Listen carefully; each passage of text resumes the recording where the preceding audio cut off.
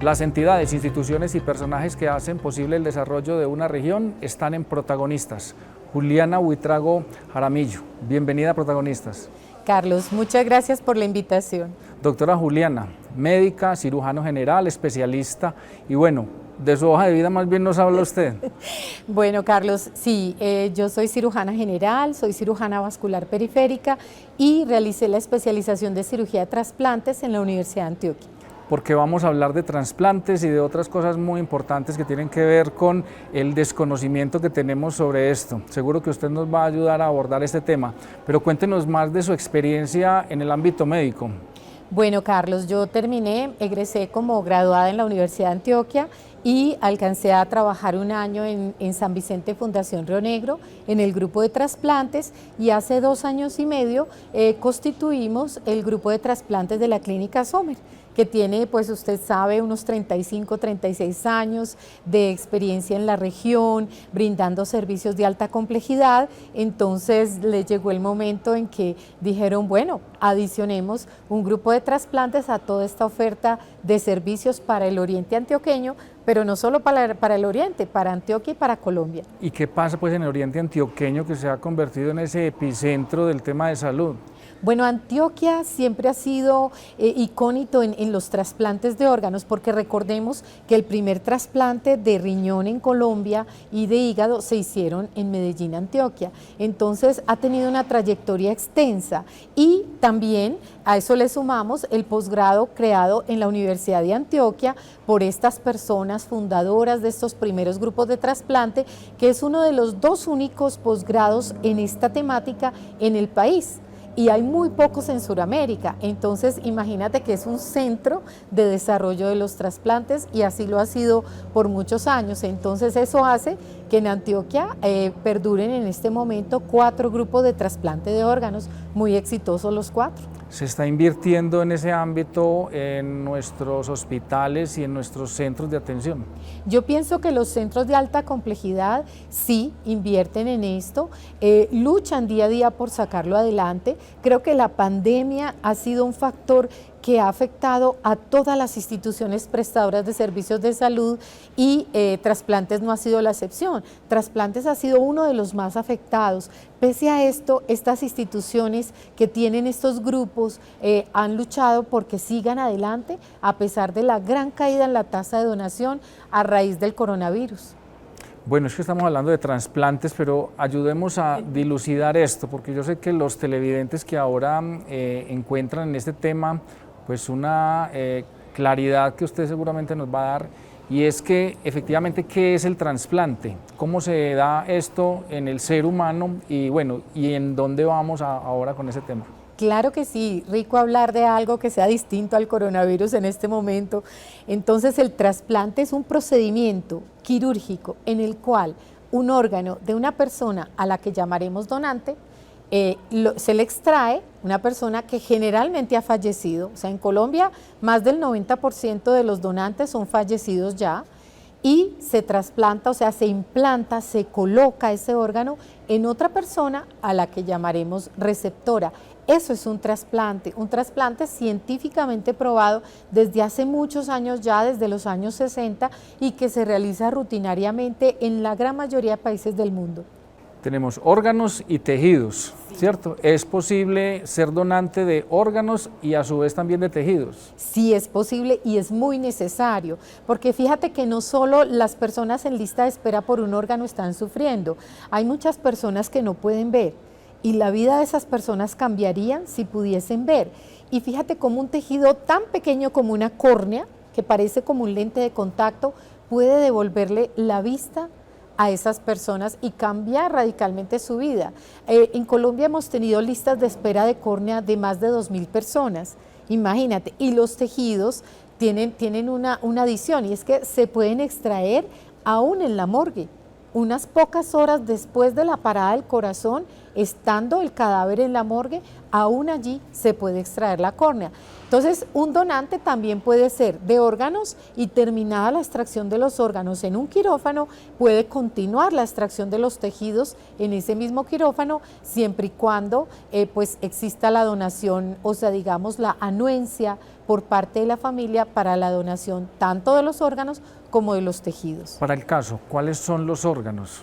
Listo, los órganos que se pueden trasplantar son muchos: corazón, pulmones, hígado, riñones, páncreas, intestino.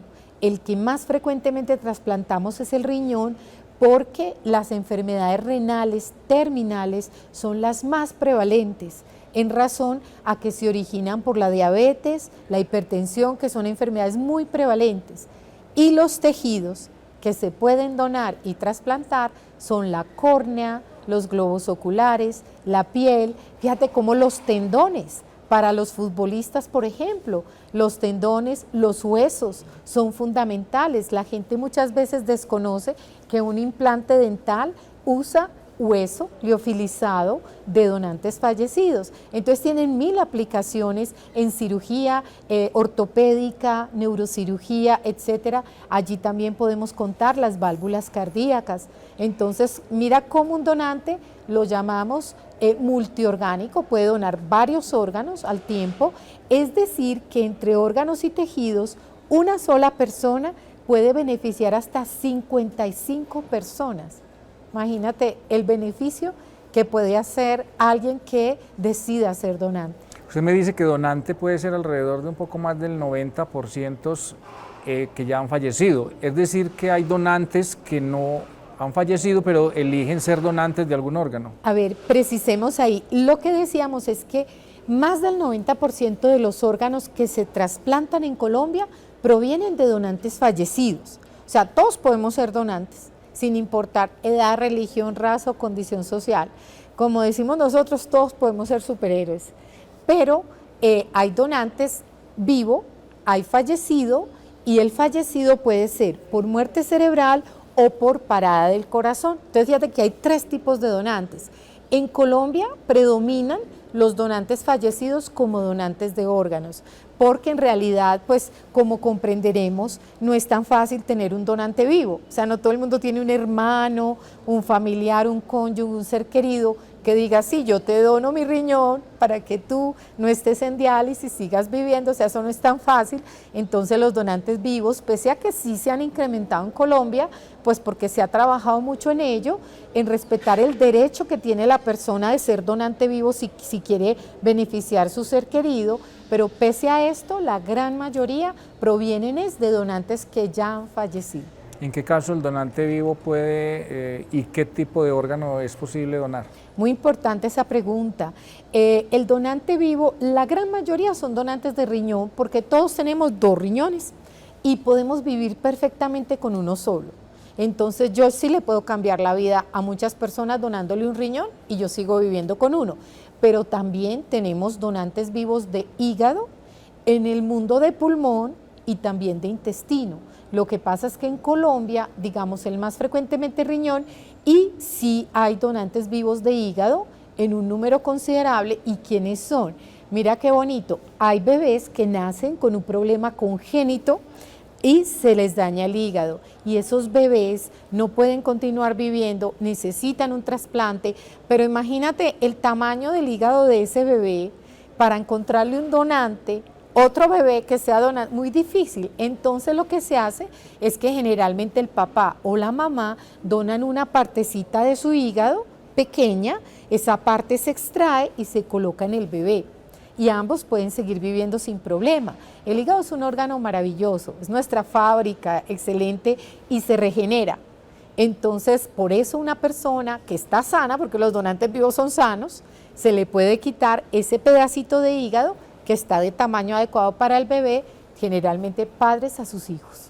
De un lado el donante, pero de otro lado el receptor. ¿Quién es el receptor en este caso y bueno, cuáles son los casos más frecuentes en ese tema? Bueno, en Colombia hay más de 3000 receptores en lista de espera, esperando que aparezca ese órgano que les cambiaría la vida. Entonces pensemos que eso no es tan raro, o sea que sí los hay. ¿Quiénes son? Entonces la gran mayoría, por ahí unos 2.800 son receptores de riñón, porque como mencionábamos, pues las enfermedades renales son las más comunes. Entonces la hipertensión, la diabetes son mucho más frecuentes que por ejemplo una hepatitis viral o el alcoholismo, que son las que dañan el hígado. Son más comunes las del riñón. La gran mayoría son receptores de riñón, pero en Colombia también tenemos receptores de hígado, receptores de corazón, receptores de pulmón, receptores de intestino en mucho menor grado, receptores de páncreas también, que no son tan frecuentes, pero que también se beneficiarían de estos órganos. Y que hoy depende muchas veces también su vida y digamos también su calidad de vida por eso mismo, porque no encuentran un donante y que pueda tener al tiempo también digamos este trasplante. Totalmente. Los trasplantes son el único acto médico que depende de la comunidad para poder ser llevado a cabo. Fíjate esto, o sea, yo puedo atender a una persona en cualquier otro ramo, cualquier otra disciplina, por ejemplo la ortopedia, si te fracturas yo te atiendo y te atiendo la fractura, te la organizo, la soluciono, no necesito la comunidad para hacerlo. Los trasplantes son el único acto médico que sin la comunidad no se pueden llevar a cabo, porque sin donante no hay trasplante, porque no tendríamos órganos para colocarle a esos receptores. Y digamos que hoy en el conocimiento de la gente, del común, pues todavía tenemos muchas inquietudes y tenemos desconfianza de eso. Muchísima desconfianza, hay múltiples mitos, creencias populares, digamos que las películas, la fantasía no nos han ayudado tampoco, porque entonces vienen las películas, entonces no, que está traficando con órganos, que los va a vender, que, entonces la gente lo cree. La gente cree que eso realmente es posible. Entonces esos mitos han dado al traste con la donación de órganos en Colombia. Fíjate cómo en el año 2014 hubo un programa de televisión que presentó 3 series de programas de trasplante, pero fue enfocado de una manera amarillista, presentando receptores extranjeros. En ese momento la tasa de donación de Colombia cayó desde 12 donantes por millón de habitantes a 8 a 7 en ese momento y no se ha podido recuperar. Y la gente decía en las redes sociales, ah no, yo no dono, ¿para qué? Para que se lo vendan a un extranjero, y realmente eso no fue así, o sea, eso no fue cierto. En Colombia se pierden muchísimos órganos porque no hay los receptores para esos órganos. Por ejemplo, no tenemos demasiados receptores de pulmón. Por ejemplo, Estados Unidos, los centros de trasplante de Miami tienen listas larguísimas de receptores de pulmón. Esos pulmones en Colombia van para la basura, porque no hay los receptores. Entonces, si no hay un receptor colombiano para ese órgano, pensaría uno, pero ¿por qué no se lo podríamos colocar a un extranjero? Es que tampoco, no es un ser humano, o sea, solo porque no es nacional, no es un ser humano, entonces no merece que nosotros pudiésemos beneficiar su vida. Claro, teniendo presente siempre y cuando que primero están los nacionales y primero los colombianos. Pero fíjate cómo el mito llega a un extremo en que la gente dice, no, entonces no dono para nadie porque los van a vender. En fin, nos falta mucha educación, mucha intervención, y por eso quiero agradecer esta invitación y esta oportunidad de compartir con la comunidad estos conceptos y esta charla que me parece fundamental para que la gente entienda las bondades del trasplante y para que empiece a desconfiar, pero de los mitos, no de la realidad. Con la doctora Juliana Buitrago hablamos de la donación de órganos y trasplantes. Ya regresamos después de estos importantes mensajes.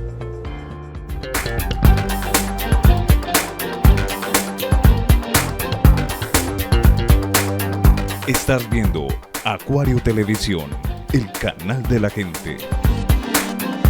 El robo de cereal es un delito castigado penalmente. Además, hacerlo de manera artesanal perjudica el servicio de tu vecino o sector.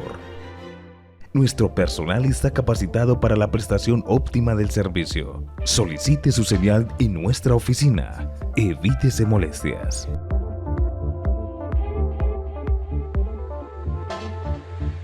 Aunque somos diferentes, en algo somos iguales. Todos tenemos derechos. La educación es un derecho. Podemos exigirlos, debemos respetarlo. Defensoría del Pueblo, derechos humanos para vivir en paz.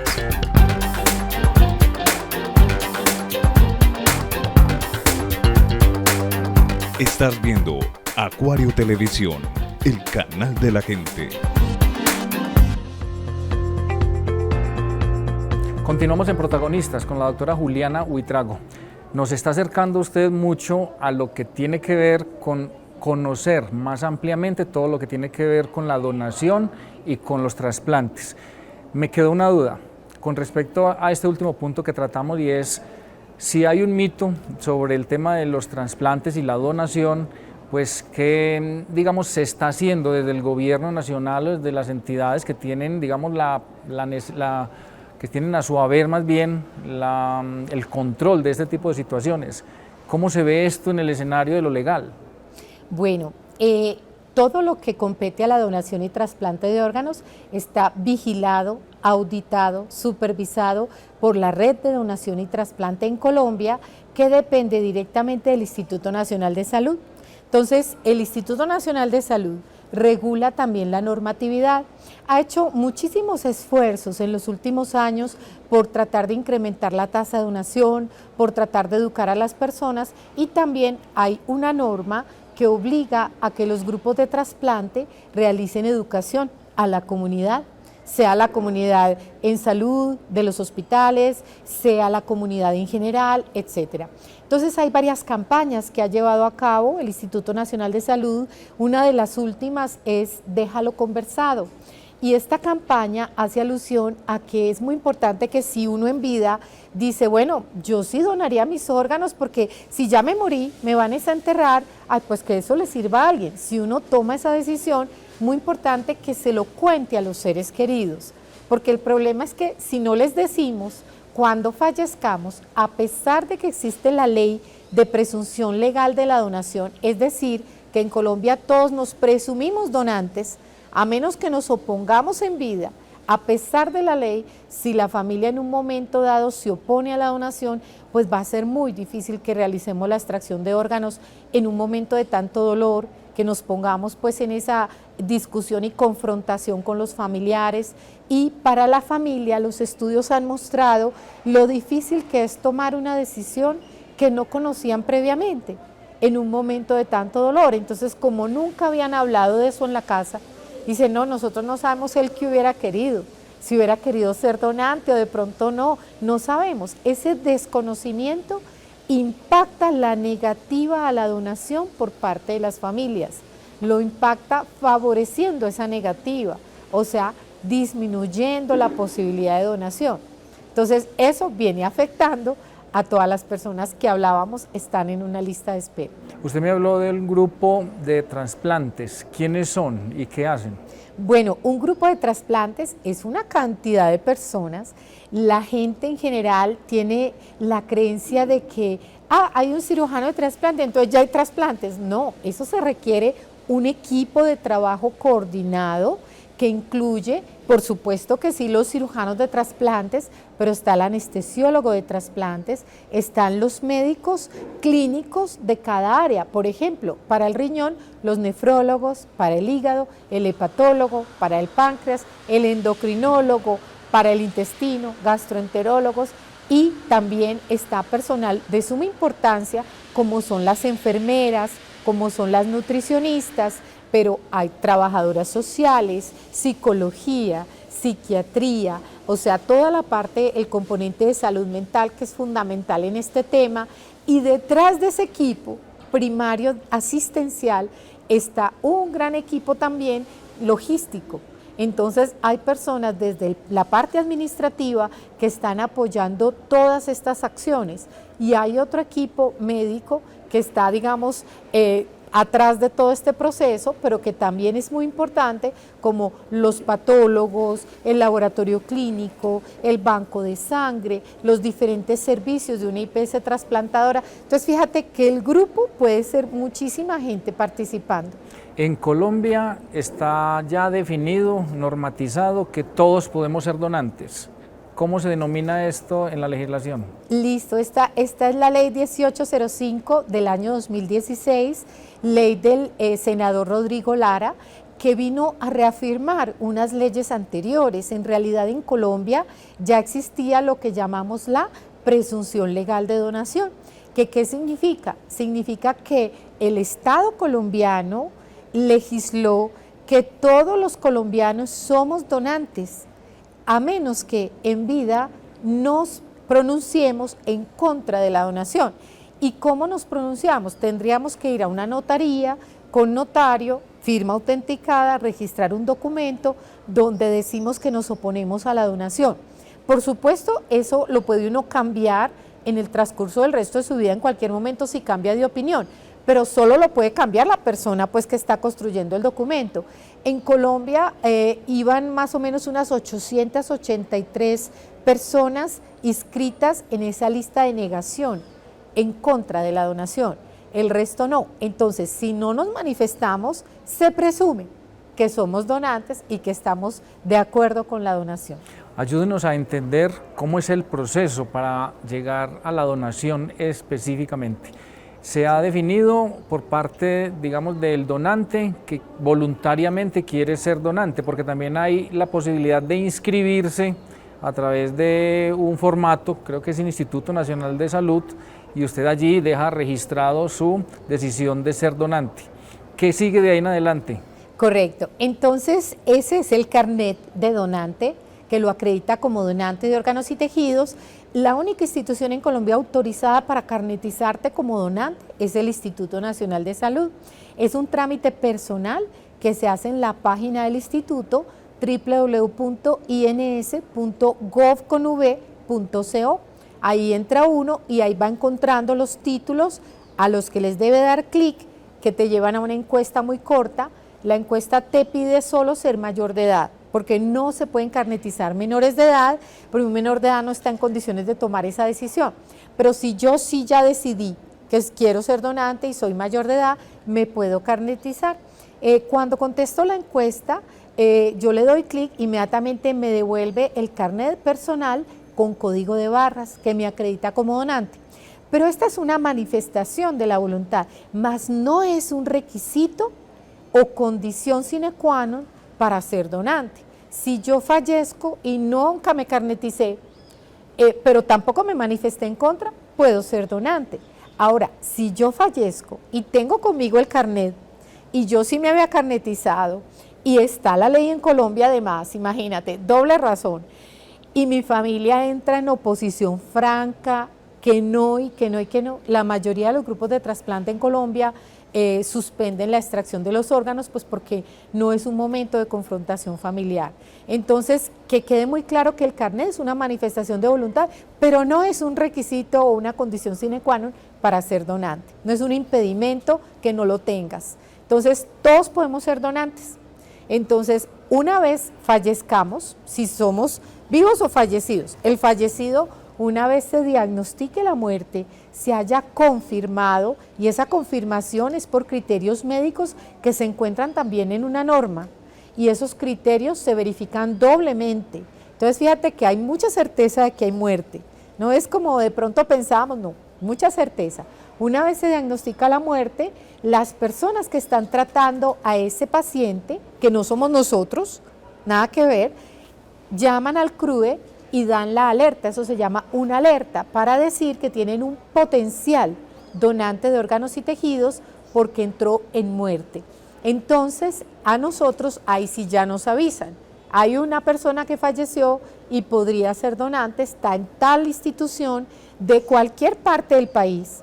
Entonces nosotros, a través de los coordinadores operativos de trasplante, que son médicos en Colombia, entramos a evaluar ese potencial donante. ¿Qué se mira primero? Que no tenga contraindicaciones a la donación, que sí pueda ser donante. Entonces, por ejemplo, una persona con una infección activa o un cáncer activo no puede ser donante porque nos contagiaría los receptores. Alguien que tiene un COVID no puede ser donante. Entonces, mira cómo el COVID ha impactado esa donación. Muchos han salido positivos para COVID, entonces ya no pueden ser donantes. Lo primero que se hace es evaluar el donante, que no haya infección o malignidad que contraindiquen la donación. Si no lo hay, entramos a evaluar el funcionamiento de sus órganos para ver qué órganos sirven de ese donante, cómo están los riñones, cómo está el hígado, el corazón, los pulmones, y si están funcionando bien, porque estos pacientes generalmente ya tienen exámenes previos, porque han estado tan mal, pues de hecho murieron, que estuvieron en una unidad de cuidado intensivo y les han hecho exámenes porque estaban tratando era de salvar la vida, pero pese a todo eso no se pudo, entonces fallecieron. Entonces entramos a mirar el funcionamiento de los órganos. Cuando ya detectamos que sí sirven los órganos, sí sirve el donante, no hay problemas, viene la entrevista familiar. Entonces el coordinador se entrevista con la familia. Ya para ese entonces la familia debe haber entendido que el paciente está muerto. No nos compete a nosotros informar que murió, porque nosotros no lo estábamos tratando. Es el grupo tratante quien le informa que a pesar de todos los esfuerzos, falleció. Una vez la familia ha entendido que el paciente murió, es cuando nosotros realizamos la entrevista familiar para decirles que pues sentimos mucho que haya muerto, pero que él podría salvar otras personas que aún están vivas y que procederíamos a hacer la extracción de los órganos. Si la familia no se opone, entonces lo que sigue es llevar la persona a un quirófano y se hace la extracción de los órganos.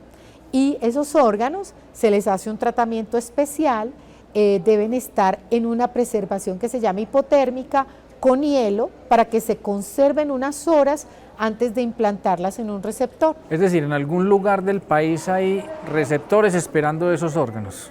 Sí, en casi todo el país. O sea, en las ciudades donde hay peces trasplantadoras, que son Bogotá, Medellín, Cali, Bucaramanga, Barranquilla y Neiva, 6. Recuérdeme, hasta 55 personas es posible por cada donante que cada puedan donante recibir esos órganos. Y tejidos. Y tejidos. Y tejidos. Órganos serían más o menos unos 8, ¿cierto? Quería corazón, pulmón, páncreas, riñones, hígado, intestino. Pero tejidos, los tejidos sí pueden favorecer muchas más personas, porque un hueso, por ejemplo, se hace un proceso de liofilización, existe banco, pero de tejidos, de órganos no.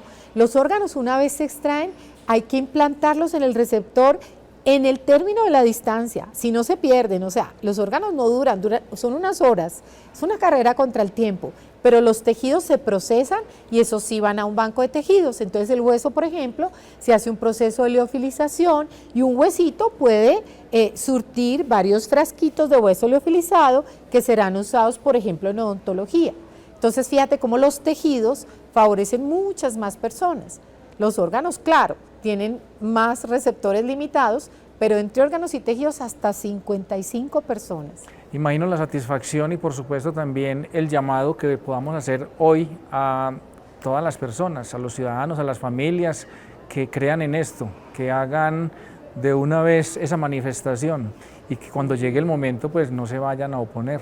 Hagamos esa invitación ahora que podemos mirar a nuestros televidentes. Sin duda, entendamos cómo de un momento tan doloroso puede salir algo bonito, algo bueno que beneficie a otras personas. Entonces, el llamado a todo el mundo es que nos pongamos la mano en el corazón, que entendamos que nosotros no estamos exentos de estar en un momento dado en una lista de espera.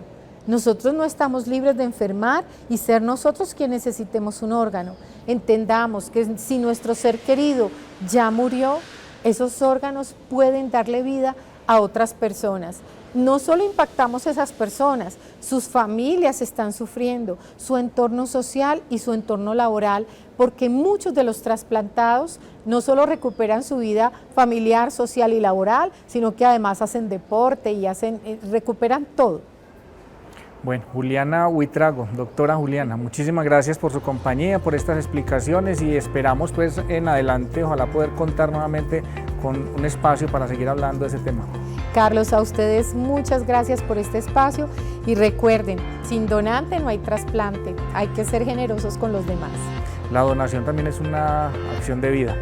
Por supuesto. Muchas gracias por acompañarnos y la próxima semana con un nuevo invitado.